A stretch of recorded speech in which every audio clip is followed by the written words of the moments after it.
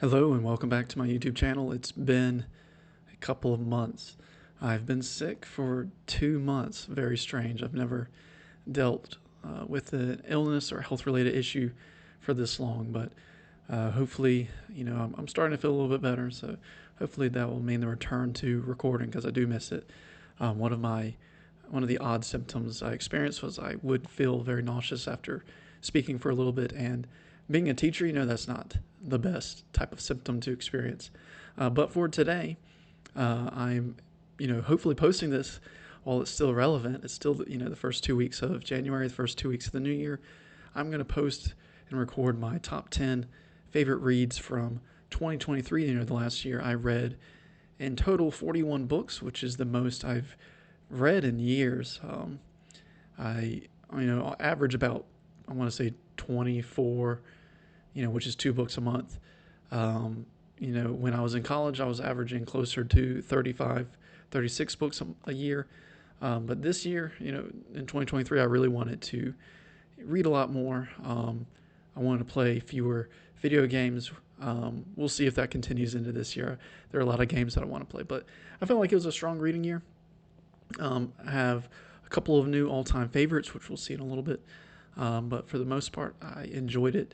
I was worried because a lot of my favorite books of last year I read at the beginning of the year, and it felt like, the latter part of the year was not the best type of reading, but it really picked up November and December, which you'll also see in a little bit.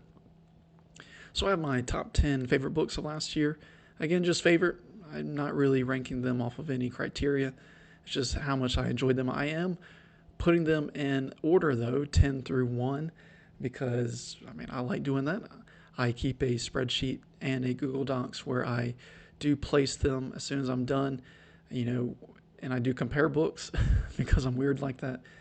But before I get to my 10 favorite, I would like to talk about some honorable mentions and some rules.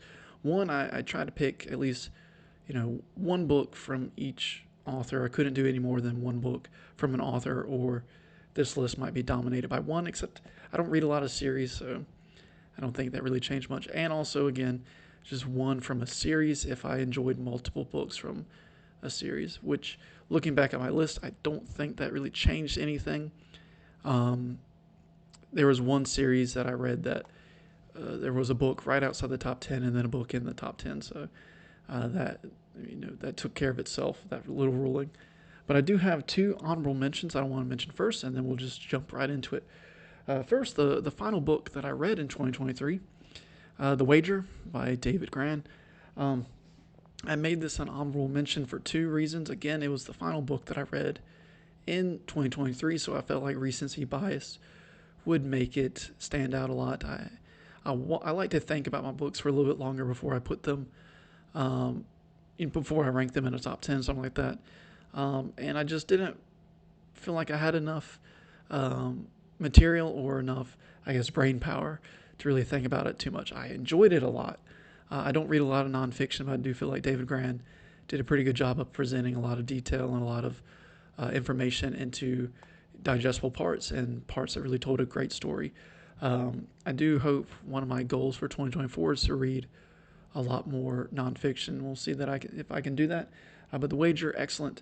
If you like anything about the sea, anything about, I don't want to say pirates, there are not a lot of pirates in this, but anything about the sea, mutiny, right, shipwrecks, it's a great read. It took me only, I think, 2 days over the holidays to read it. I really enjoyed it. I'm glad I made that my final book of the year. Then another one, I forgot to say that I don't really want to include rereads either in my top 10. These are all new books for me, which is why A Monster Calls by Patrick Ness is going to be an honorable mention, because if I did include rereads, it would be number 2. I did read a book that I enjoy a lot more. Not a lot more, but a little bit more. But A Monster Calls is one of my all-time favorites. I think I want to make a video about it later in the year. That's going to be one of my goals as well.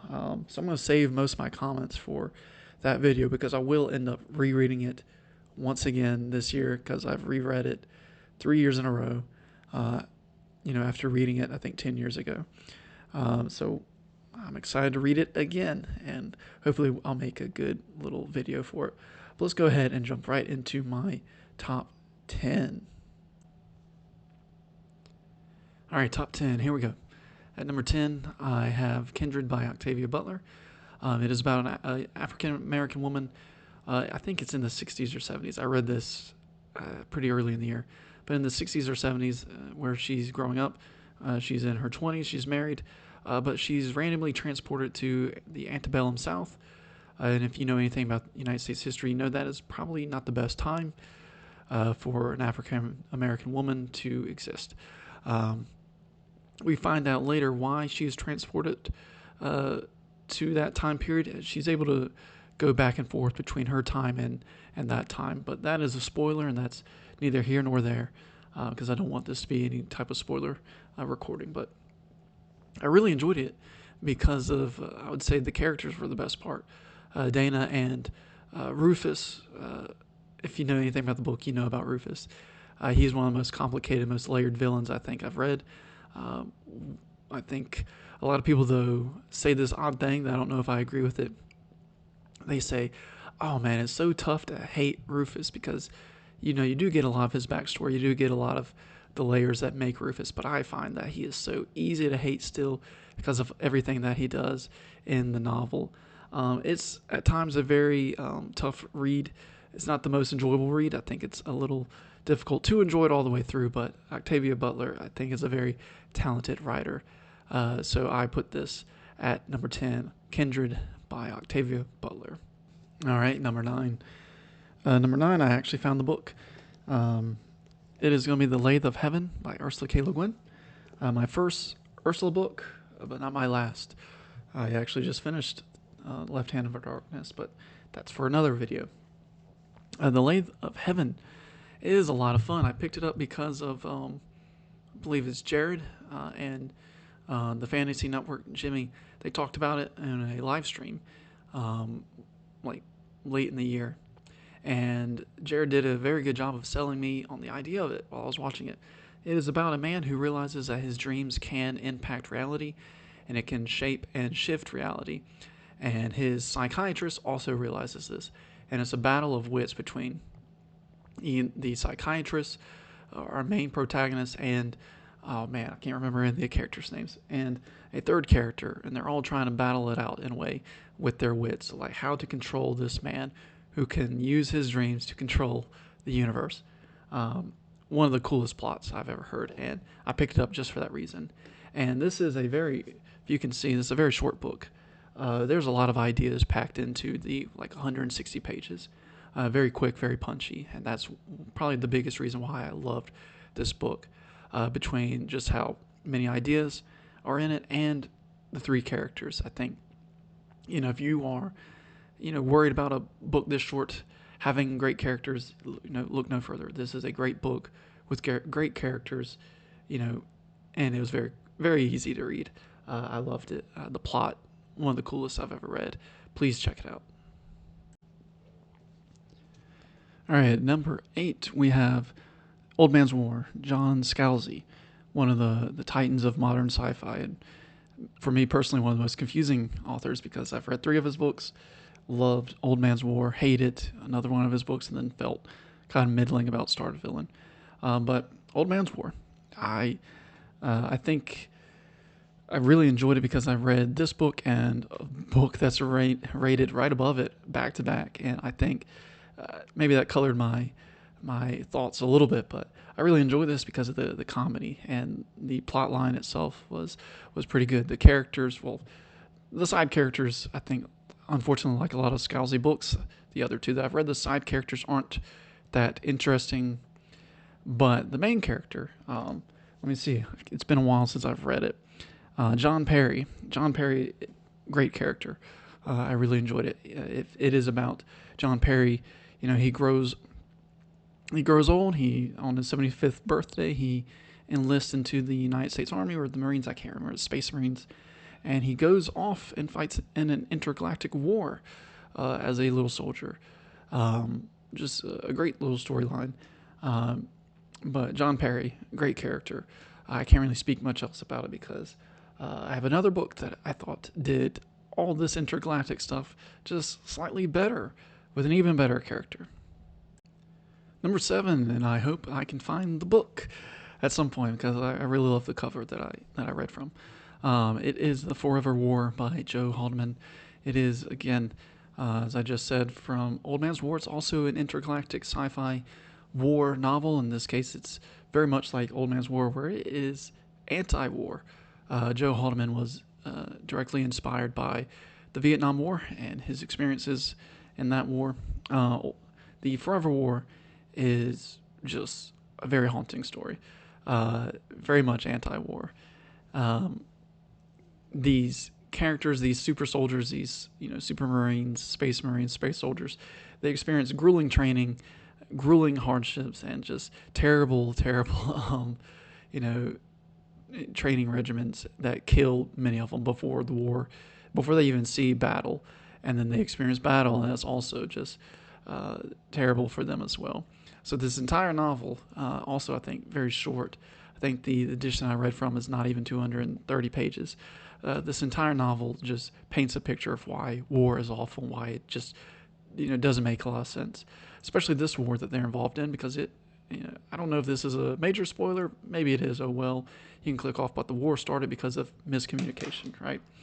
Miscommunication caused this war.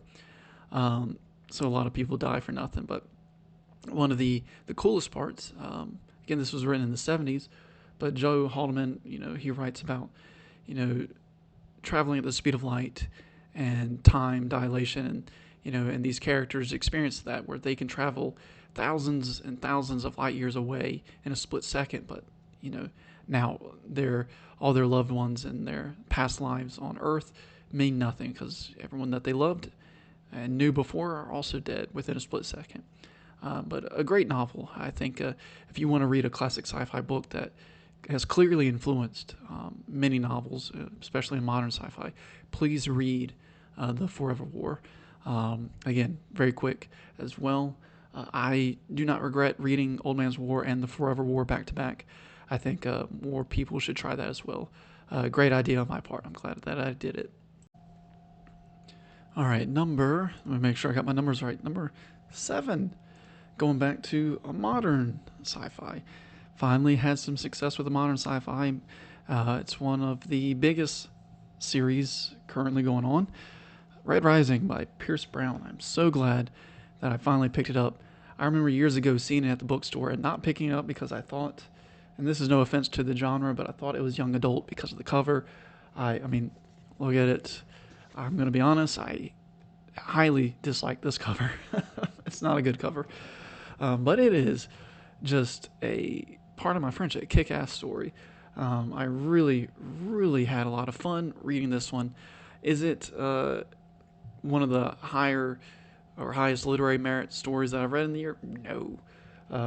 But I thought, that's not a knock against it. I thought it was just so much fun. And again, I'm ranking these based off of enjoyment, and I don't think it's going to be tough for me to find a lot of books that I enjoy more than this one. I also, I can't think of another book that in the first, I think, 50 pages made me almost cry. So, really good job. I thought the beginning was, I think that was when Pierce Brown was at his strongest writing wise in the first 50 pages. And then it maybe became a little bit more cliche throughout the rest of the novel, but the plot was great. It was fast paced. It kept me engaged the entire time.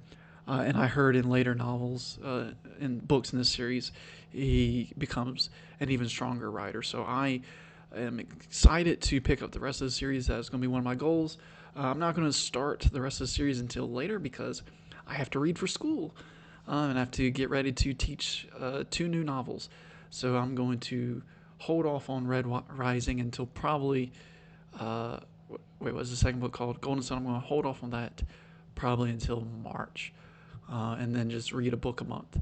But pick it up if you haven't. Don't let the cover dissuade you from reading it. It is much better than the cover. All right, at number 5, it was my leaning over to grab it. it was my favorite new release of last year. I did read, I think, like 5 or 6 books that were released in 2023, and I want to also continue that. I think it's actually a lot of fun reading new releases to see if I can, be a hipster and find a book before anybody else.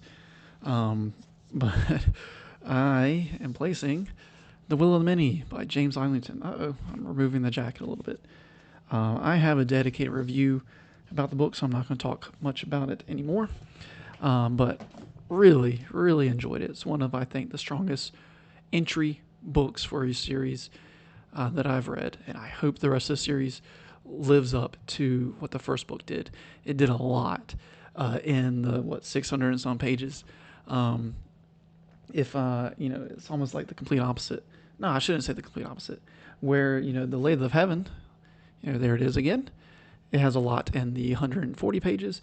The Will of the Many has a lot in the 600 pages. There aren't, again, any wasted words or any wasted pages. I think, Islington, his best part of that book is just the pacing. He kept it moving throughout. Not that it was a breakneck book the entire time, but it felt like every single character had a moment. Every single word mattered. Every single scene mattered in this book. And I'm excited, especially after the end, because I do have my own theories about the end, and I hope that James Islington does it, because it would be really cool to have another sci-fi influenced fantasy series. But Will of the Many, loved it. More people should read it. I'm sure a lot of people in this sphere have already read it, but continue reading it. Can't wait for the next book. At number 4, I hate that I'm putting this book at number 4 because of the writer, but I will try to say good things about him. It is City of Thieves by David Benioff. If you know David Benioff, you know that he is one of the producers, writers of television series Game of Thrones, and I'm not a fan of what happened to the show, but this book is proof that David Benioff can write. He's also the script writer of Troy, the Brad Pitt version.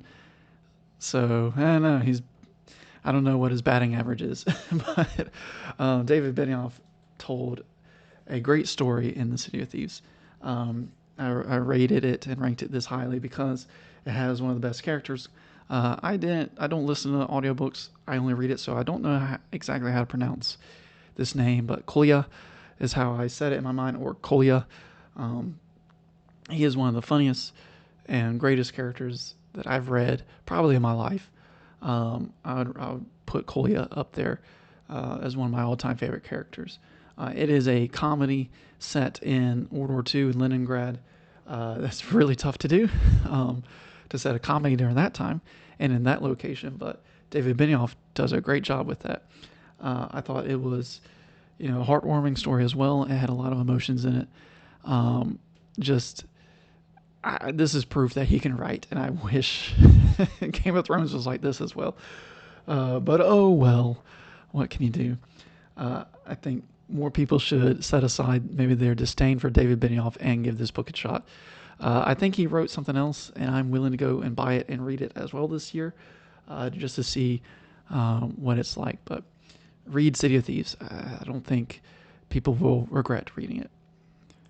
The next one, number 3, it stresses me out again because I can't find the book, and I want it to loan it out, so I gotta find it. But it is Darkness at Noon by Arthur Koestler. The first book that I read in 2023, excuse me. It is a directly influenced by Arthur Koestler's experience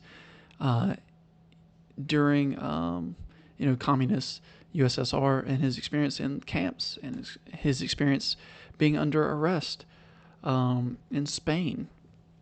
But Arthur Koestler, this book is about, what would it take for the Communist Party to arrest you and convince you that you are a criminal?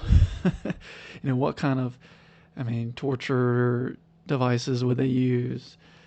Even though it's not a very gory or violent book. It's mainly about the psychological torture that they use, and all the different strategies that they would use to convince you to admit to a crime that you did not commit. But brilliantly done. I still think about this book, even though it was the first book I read last year. I still think about this book almost weekly. because it has one of the strongest and most beautifully written scenes, I think. And this scene still comes to my mind a lot, when the main character is in prison and he doesn't act like a prisoner. He's still confused as why he's in jail. He still, holds on to himself as a person. But when another prisoner is led down the aisle, all the other prisoners start banging on the jail cell, rattling the chains, and he joins in them, and he doesn't know why, but he just feels led to join them, and he loses part of himself. I think that is a brilliant scene, and the rest of the novel is very much like that. I am going to read another book that is influenced. I can't remember what it's called. I'll probably talk about it later in the year. But Arthur Kessler, I think this is his only fiction novel, and I'm sad for that because I wanted to read more by him. But yeah, excellent book. Glad that I read it. Will find more books like it. At number 2 is The Dark Force by Cixin Liu. Second book in Remembrance of Earth's Past, or as the rest of us call it, myself included, Three Body Problem. I really enjoyed it. It's very rare, I think, for people to rank a second book higher than any other book in a series, especially in a trilogy. But for The Dark Force, I enjoyed it because I really feel like Cixin Liu got out of his own way. The first book was, I think, it was too bogged down by the science mumbo jumbo. There wasn't, in my mind, a great plot, great stories, or great characters. But he got that out of the way. And in the second book, it has so many, I think, great moments plot-wise and even character-wise, where it just felt like a perfect novel, perfect modern sci-fi. So many big ideas that paid off, so many moments that I think were hinted at in the book that also paid off as well. I think I put it on a server, the Fantasy Network server. He has his own server for Patreons, where I don't think I will ever forget about the second half of the book. And that continues. I think if you've read this book, you know exactly what I'm talking about, but after a certain moment halfway in the book, it changes. The book changes completely, and it just becomes, I think, amazing, almost transcendent, right, in the sci-fi genre. If you are willing to put up with the first book, please do, because the series just, I think it becomes great after the first book. Second book, just fantastic. Third book, I rated it lower than third book is Death's End. I rated it lower because I did feel like maybe he went back into his science-y mumbo jumbo a little bit more, and the ideas were at times a little too big, and I wasn't really a fan of the ending. But Dark Force, I think. Oh, my cat's coming to join me. Maybe you'll see him. You might see his tail, but just a perfect book, I think, from the midway point to the end. But I'm so glad I read the whole series. Hello, Mr. Howe. But please read it and enjoy it. All right, if you are a cat owner, you can't move a cat unless they're comfortable. So if you see his tail, he's got a very fluffy tail. Maybe you'll see his face. But at number 1, I got Butcher's Crossing by John Williams, the final John Williams book that I needed to read.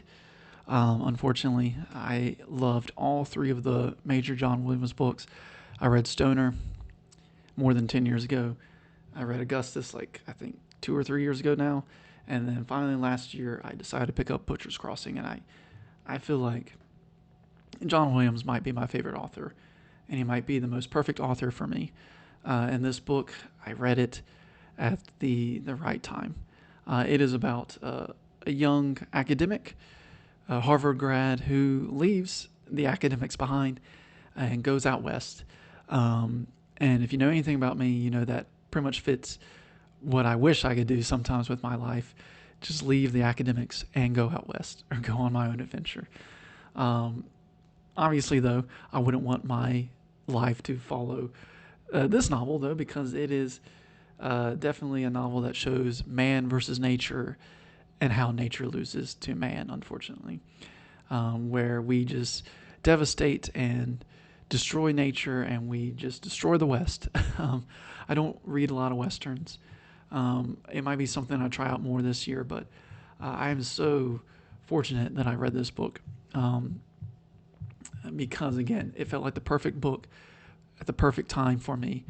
It is actually now, I rate it as it's my highest ranked book now. I place it above We the Drowned and A Monster Calls. So that speaks very highly of the book, where it is now ranked number one for me of all time. Will it stay like that? Who knows? Because I do plan on reading We the Drowned again this year. But yeah, it was an excellent year of reading for me. I hope that in my rambling for this video, again, I apologize. I started feeling sick again in the middle of recording, so I took my medicine and I started just speeding up my talking. But I hope that maybe, I get one person to read at least one of these books, because all 10 of these books, plus the 2 honorable mentions, are great reads, at least for me. I do plan in this year, 2024, I hope to read at least 30 books this year. Probably slow it down because I did start grad school. And again, health-wise, I don't feel the best still. And that has slowed me down. But yeah, I hope to see everybody again more often, because I want to record still. Well, we'll see what happens. But thank you for watching this video, and I guess I'll lift up Mr. Howell. You can look into the camera. Whoa. He's camera shy. But thank you for watching. I will see everybody whenever I see them. Thank you.